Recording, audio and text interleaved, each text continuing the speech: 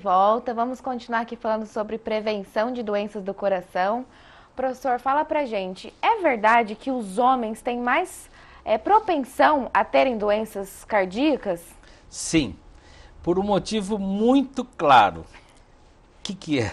O homem se cuida menos do que a mulher.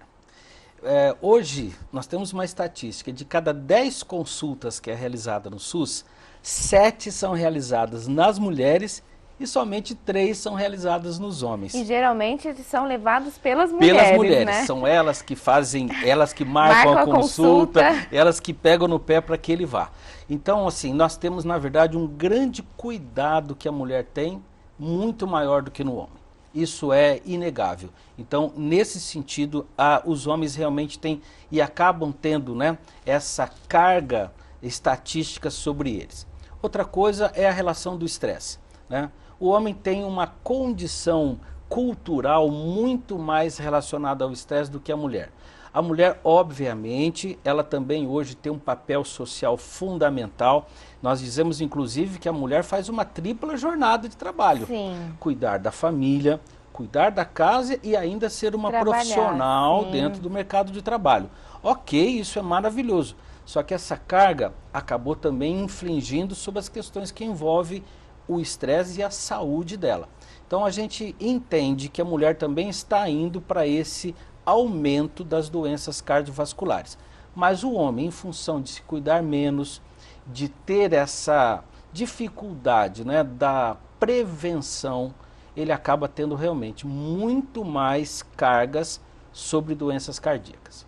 Falando nas doenças cardíacas, quando e o que a pessoa sente que tem que fazer, falar, não, olha, eu preciso procurar um médico. Hoje eu tenho que procurar um médico, estou sentindo isso, não dá para esperar mais. Ok, cansaço. É a primeira coisa. Quando as pessoas têm o seu hábito de vida e elas começam a perceber que aquelas atividades geram mais cansaço do que antes, é importante já fazer uma avaliação física. Outra coisa é quando você tem algum tipo de desconforto, né? Além do cansaço, eu posso ter um mal-estar geral, dores no peito, isso pode representar algum tipo de desconforto, inclusive no próprio coração, né? Pés inchados, mãos inchadas de uma forma bilateral, são sinais importantes que possam estar relacionados à condição do coração.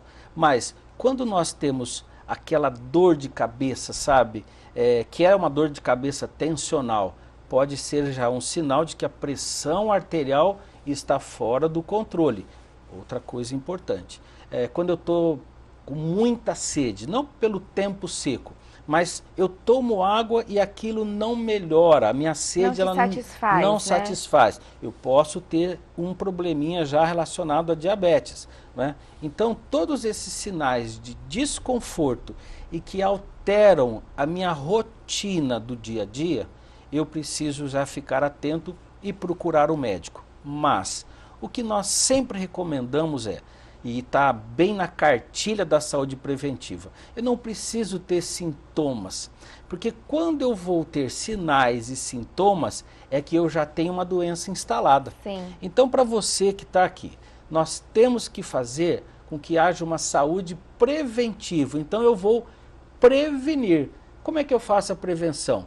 Eu, uma vez por ano, faço meu check-up anual.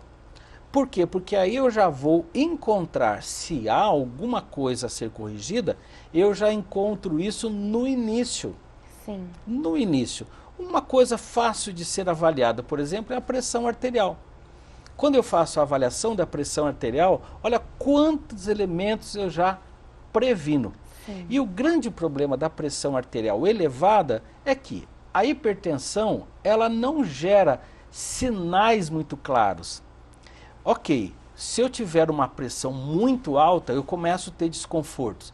Mas e aquela pressão que está intermediária? Ela não coça, ela não arde, ela não dói, mas ela já está influenciando o sistema cardíaco.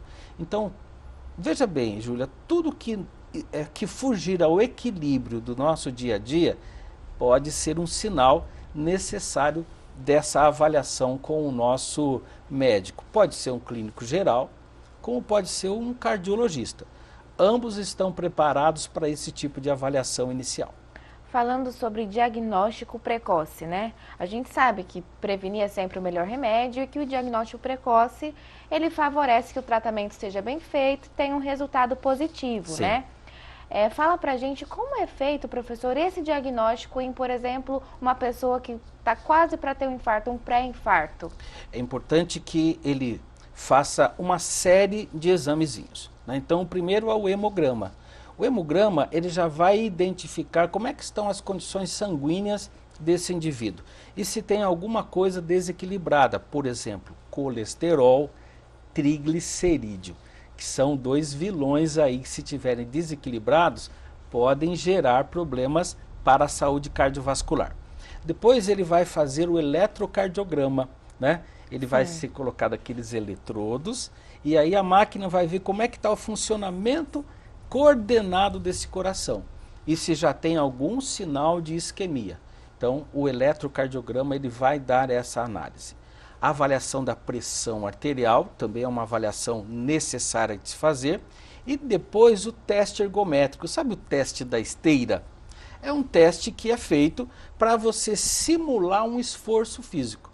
Se você começa a fazer o teste da esteira e já ter algum sinal e sintoma relacionado a cansaço, a algum tipo de mal-estar geral, pode ser que nós já tenhamos aí alguma situação pré.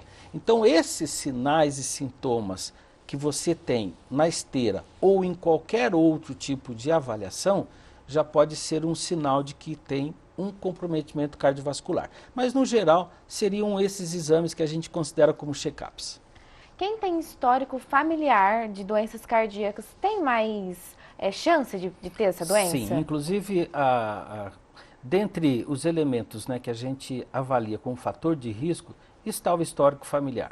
Então, assim, as pessoas que, por algum motivo, tenham pais, mães, tios, avós, que tiveram doenças do coração, independente da característica, naturalmente precisam ficar mais atentas. Não que elas terão aquelas doenças, mas, por exemplo, a hipertensão arterial é uma doença herdada, né? Então isso precisa ficar atento. Pais e avós que tiveram ataques cardíacos, provavelmente eles tinham já algum comprometimento arterial coronariano.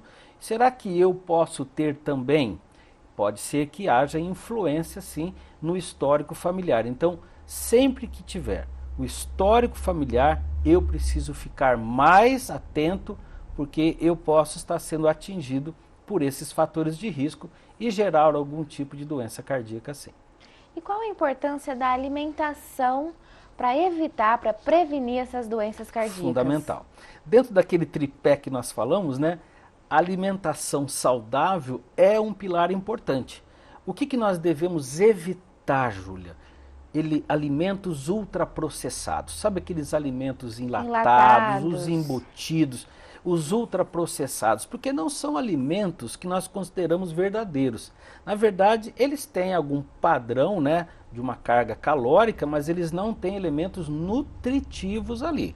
Sim. Então nós temos que tomar cuidado porque muitas vezes tem muita gordura insaturada ali que provoca o aumento de colesterol, provoca o entupimento das artérias. Sim. Sal. Muitos desses alimentos têm uma carga de sódio muito elevada. E sal pode gerar hipertensão arterial e outras complicações cardiovasculares.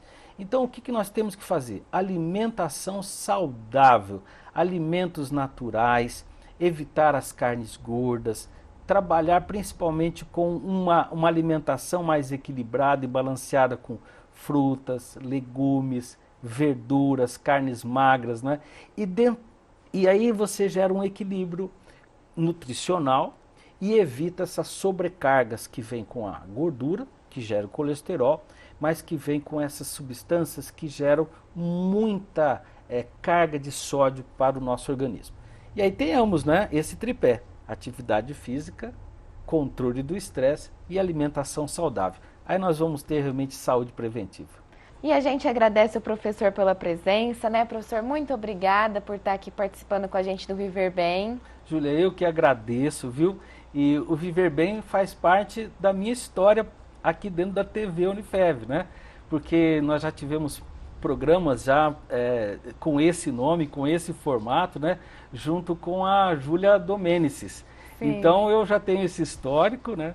Então, assim, muito obrigado, parabéns por reviver esse programa, né? Tenho certeza que ele terá um sucesso muito grande e será muito útil, não só para a nossa cidade, para os telespectadores de Votuporanga, mas de toda a região. E hoje, como está na internet, né? Nós vamos alcançar muitas pessoas no Brasil inteiro. Sim, vamos sim. Muito obrigada, viu? Eu agradeço. E a gente volta na semana que vem. Muito obrigada pela sua companhia. Beijos e saúde!